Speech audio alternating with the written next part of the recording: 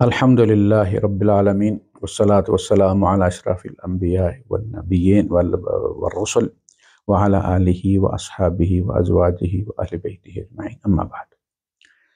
ایک ساتھی کا سوال تھا کہ اگر کھانا تیار اور بندے کو بھوک لگی ہوئی ہے تو جماعت کا بھی وقت ہے تو پہلے بندہ کھانا کھا لے یا جماعت کے لیے دوڑ جائے؟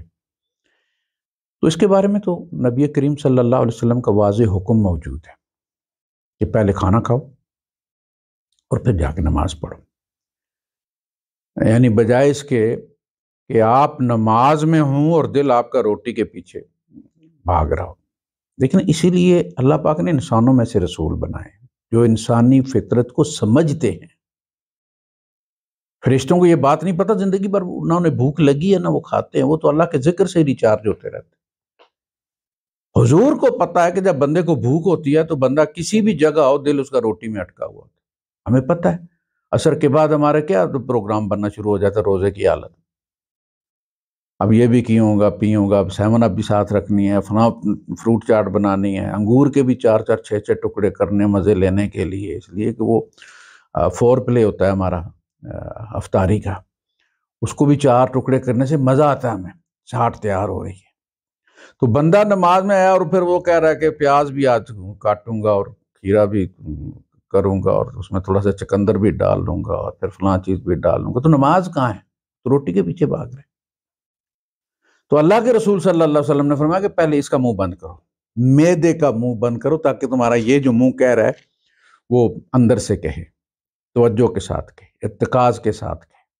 اسی کے ساتھ آپ نے وہ فرمایا کہ اگر پیشاب آیا ہوا ہے پیشاب پہلے کر کے تسلی کے ساتھ ہو، روک لیا، وضو کیا، وہ عصر کا مغرب کی نماز آ گئی ہے، 10 منٹ بچتے ہیں، پیشاب آیا، وہ بندہ کہتا ہے 10 منٹ رہ گئے دوسرا وضو کروں گا، خاص کر کے اس میں سردیوں میں، اور پھر اگر گھر میں ہیٹر بھی نہیں ہے تو بندہ کہتا ہے بھائی وہ سردی میں ٹھٹرنے سے پہلے دبا کے رکھو۔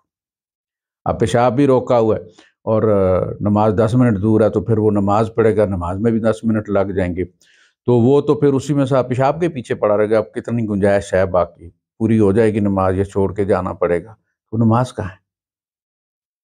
کہا تو یہی گیا نا کہ بھئی توجہ اس طرف رکھو۔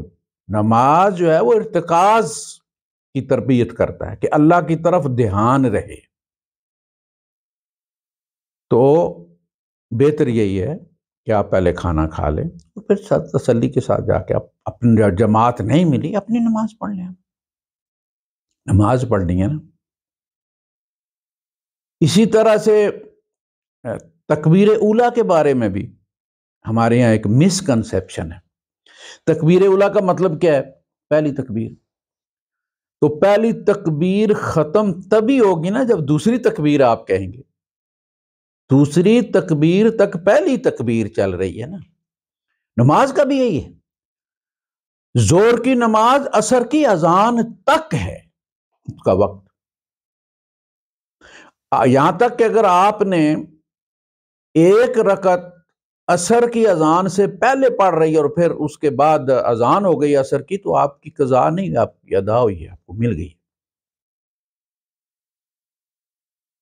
تو عشاء کی نماز کا وقت جو لکھا اس کی بھی ہم نے 2 تقسیمیں کر لی کہ ایک لازمی اور ضروری ہے اور ایک جو ہے وہ کسی مجبوری کے عالم میں ہے۔ نہیں، آپ نے اپنے مساجد میں جو لکھا ہوا، جو اگلے جب جو ہی پہلی نماز کا ختم ہوتا ہے تو اگلی نماز کا وقت جو ہے وہ وہاں آ جاتا ہے، انتہائی وقت لکھا ہوتا ہے کہ اس نماز کا وقت کہاں کب ہوتا ہے۔ تو آپ دیکھ لیں عشاء کے بعد فجر کا کیا ٹائم لکھا ہوا آتا ہے؟ فجر کی اذان سے 2 4 منٹ 5 منٹ پہلے کا لکھا ہوتا ہے آپ کی اپنی گھڑیوں میں، احناف کی مساجد۔ خیر، عرض یہ کر رہا تھا میں کہ وہ جو انتہائی وقت ہے وہ اسی لیے ہے کہ جب آپ کو میسر ہو آپ جا کے پڑھ لیں، لیکن توجہ نماز میں ہو، کوئی چیز اس کو منتشر نہ کرے۔ تو پہلے کھانا کھائیں۔ اسی طرح والدین کو یہ توجہ رکھیں، بچے کو بھوک اگر لگی ہوئی ہے تو اس کو جوتے مار کے جو ہے وہ بھیجنا اس وقت کہ جاؤ پہلے جماعت ہونے والی ہے، نکل پہلے جا کے، نہیں، والدین کی تربیت کی بھی ضرورت ہے کہ ان کو بھی پتا ہو کہ بھائی بچے کو بھوک لگی ہے، وہ کھانا مانگ رہا ہے تو اسے پہلے کھانا دو، پھر اس کے بعد یا مسجد بھیجو یا گھر میں پڑھا لو اسے نماز۔ ہم اپنے گناہوں کا کفارہ بھی بچوں کے ذریعے ادا کرتے ہیں، بلی کا بکرا بناتے ہیں ان کو۔ تو عرض کر رہا تھا کہ اس کے بارے میں مسکنسپٹ کہ تکبیر اولیٰ میں شریک ہونے کا مطلب یہ ہے کہ امام جب اللہ اکبر کہے تو اس کی اکبر سے پہلے آپ کے ساتھ جو ہے اس کے بعد آپ نے اللہ کہنا ہے، تو پھر یہ تکبیر اولیٰ ہوئی۔ اگر اس نے سورہ فاتحہ شروع کر دیا تو تکبیر اولیٰ نہیں ہوئی، یہ فلاں تکبیر اولیٰ کے ساتھ نماز پڑھتا تھا، اس کا مطلب ہے کہ پہلی رکعت میں پہنچتا تھا۔ دوسری تکبیر کب ہوگی؟ جب آپ رکوع کے ساتھ تکبیر جو ہے وہ اللہ اکبر کہتے ہیں۔ رکوع کی تکبیر سے پہلے سورہ فاتحہ بھی، اس کے بعد جو تلاوت ہوتی ہے وہ بھی ملا کے پہلی ہی تکبیر چل رہی ہے، تکبیر اولیٰ ہی ہے۔ صرف امام کے منہ سے نکلنے کے ساتھ جو آپ وصول کرتے ہیں وہ تکبیر اولیٰ نہیں ہے، تکبیر ثانیہ سے پہلے جو پیریڈ ہے وہ سارے کا سارا تکبیر اولیٰ ہی ہے، یہ بھی یاد رکھیں۔ تو بہتر یہی ہے کہ کھانا کھا لیں، پیشاب آیا ہوا ہے پیشاب کر لیں آپ، اور پھر توجہ کے ساتھ نماز پڑھیں تاکہ آپ کا دھیان اللہ کی طرف رہے۔ نماز دھیان کی عبادت ہے، اور اس دھیان کو وہ کنسنٹریشن ساتھ لے کے بازار میں بھی جانا ہے تاکہ دکان میں بھی آپ کو خدا یاد رہے۔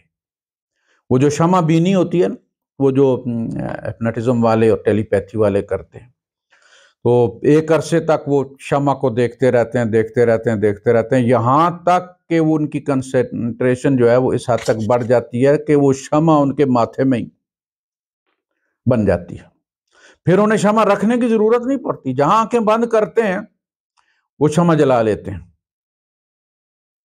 اسی طرح خدا کے ساتھ یہ تعلق ہو، جب جھکے تو دھیان کے ساتھ جھکے کہ میں کیا کر رہا ہوں، میری باڈی کدھر جا رہی ہے، میں کون سا عمل کر رہا ہوں، میں خدا کے سامنے جھک رہا ہوں۔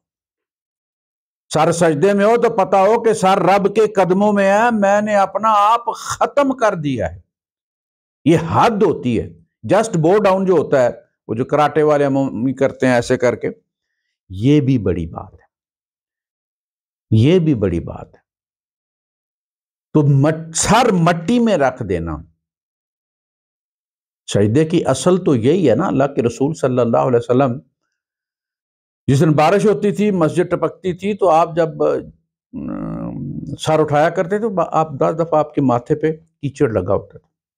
ابتدا یہ ہے، مزہ اب بھی ٹھنڈی سل پر ماتھا رکھنے سے آتا ہے۔ صفائی ستھرائی کے لیے کارپیٹ ہوتے ہیں، لیکن اصل اس کی مٹی ہی ہے۔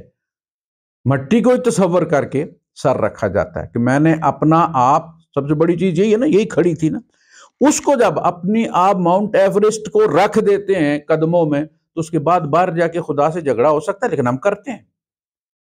ہماری نماز صرف مسجد تک ہوتی ہے۔ ہم علی صلواتہم یحافظون، وہ جو اس کیفیت کی حفاظت کرتے ہیں، سیو کرتے ہیں۔ ہم مسجد میں جا کے چارجنگ پہ لگتے ہیں، لائٹ جلتی ہے، دوسروں کو نظر آتی ہے کہ چارجنگ ہو رہی ہے، لیکن مسجد سے نکلتے ہیں تو وہ چارجنگ ختم۔ آپ اپنی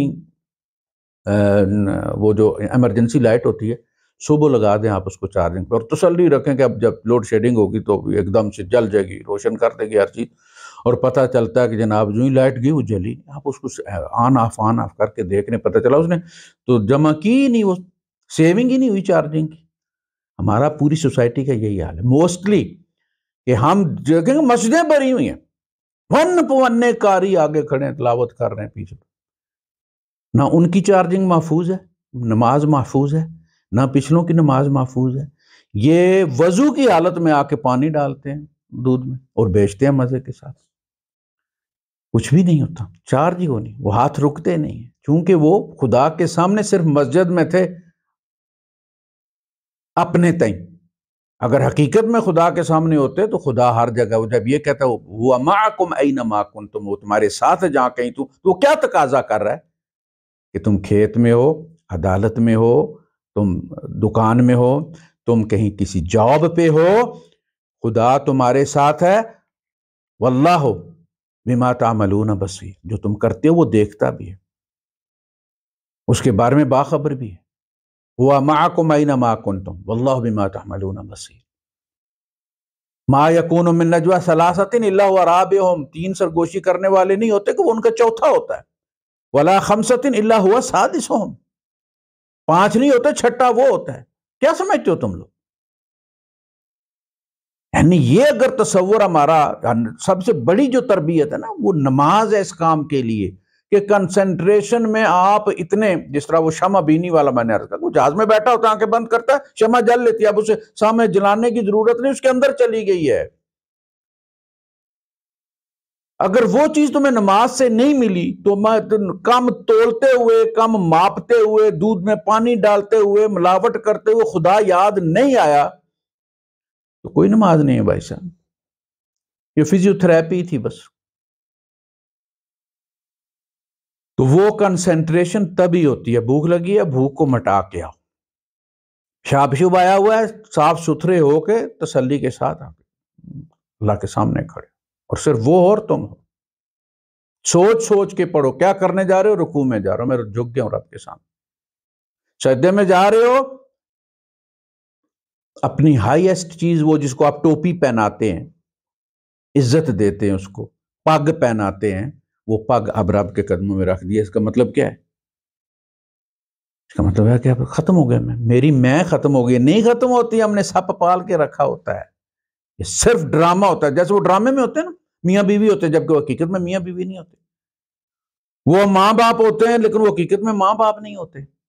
امیتابھ بچن اب جو اس کے کریکٹر آتے ہیں، وہ ہر فلم میں باپ بنا ہوتا ہے کسی نہ کسی کا، اب کریکٹر ہی باپ کا رہ گیا نا، اور وہ اس کا باپ ہوتا نہیں۔ ہماری نماز یہی ہوتی ہے، ہم سجدہ کرتے ہیں، سجدہ ہوتا نہیں ہے، فے فند فریب تے دغا بازی باجو عشق نماز پکھنڈ ہوئے، یہ پکھنڈ کرتے ہیں ہم، اس لیے کہ اگر رب سے محبت ہو نا تو پھر تصور رب کا آتا ہے، وہ نعمتیں یاد آتی ہیں، آنسو بہتے ہیں، اپنی کوتاہیاں یاد آتی ہیں، اس کے کرم یاد آتے ہیں۔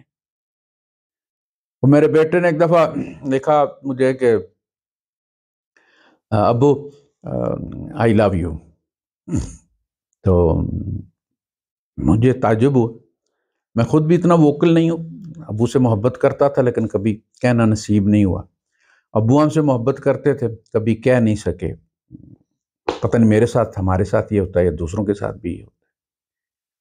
تو میں نے اس کو پوچھا کہ کیا ہوا، ڈراؤنا خواب دیکھا؟ اور پھر اس کا جواب نہیں ہے، میں نے اس کو وائف کو لکھا، اپنی بہو کو میں نے لکھا کہ ابراہیم کو کیا ہوا، خیریت ہے؟ تو پھر اس نے کہا ہاں خیریت ہی ہے، کوئی خاص ایسا تو مسئلہ تو نہیں، میں پوچھتی ہوں۔ اچھا بعد میں پھر ابراہیم سے میں نے دوبارہ پوچھا تو وہ جاگا جب تو اس نے دیکھا تو کہنے لگا کوئی نہیں، میرا دوست تھا تو اپنے ابو کے بارے میں بتا رہا تھا کہ اس کے ابو جو ہے وہ ضد لگا کے اس کے ساتھ باقاعدہ جو ہے وہ قسم کھا لیتے ہیں کہ میں تمہیں یہ نہیں کرنے دینا، اور اگر یہ تم کرو تو یہ ہو جائے، تو مجھے آپ یاد آ گئے کہ ہمارے ابو تو جو ہے اس معاملے میں بڑے نفیس ہیں، اور کبھی کوئی اس طرح سے بات نہیں کی، تو بے ساختہ جو یہ بات بے ساختہ جو کہنا نا، اللہ تیرا شکر ہے، اللہ تیرا احسان ہے، یہ جو کہنا نا اس کی ویلیو ہے، اس لیے کہ وہ اندر سے نکلا ہے، تعداد پوری نہیں۔ وآخر دعوانا الحمدللہ رب العالمین۔